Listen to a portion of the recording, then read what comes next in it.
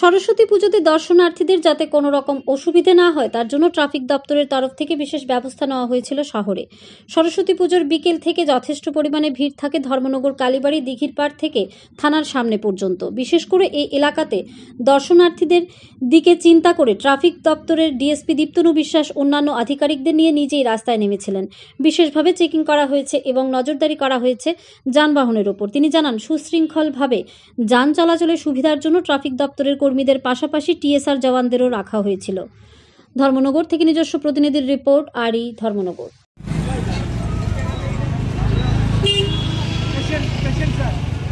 যাও যাও যাও যাও পেশেন্ট ले যাও।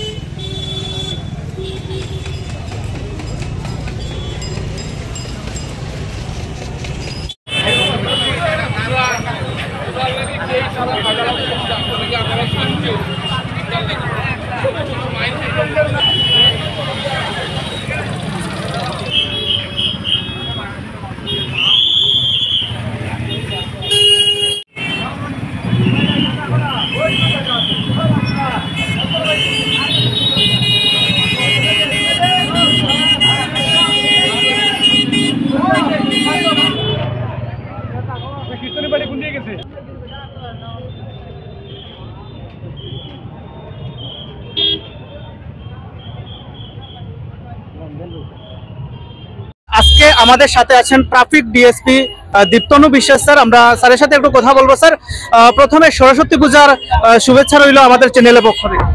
হ্যাঁ, আপনাদেরকেও সরস্বতী পূজার প্রীতি ও শুভেচ্ছা।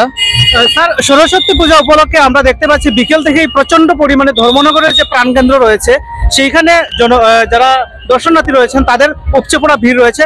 সেই দিকে লক্ষ্য রেখে ট্রাফিকের দিক থেকে কি ধরনের ব্যবস্থা গ্রহণ করা হয়েছে? আমাদের ট্রাফিক স্টাফ, আমি নিজে, আর আমাদের টিএসআর পার্সোনাল যারা আছে জওয়ান ফ্রম ব্যাটালিয়ন, ওরা এসছে সবাই। দুপুর 3টা থেকে আমাদের এখানে নো এন্ট্রি দেওয়া হয়েছে কিছু কিছু এরিয়াতে যেখানে বেশি ভিড় হয়, আর বাকি জায়গাতে আমরা আমাদের ভেহিকেলস দিয়ে ঘোরাফেরা করছি যাতে কোনো আনটোয়ার্ড ইনসিডেন্ট না হয়। আমরা চাইছি আমাদের পক্ষ থেকে একটা ভালো দিন, ওটা ভালোভাবে সবার কাটুক। সবার আমরা চাইছি সবাই আমাদের সহযোগিতা করুক। এখন কি করছে, আশা করি করবেন সবাই।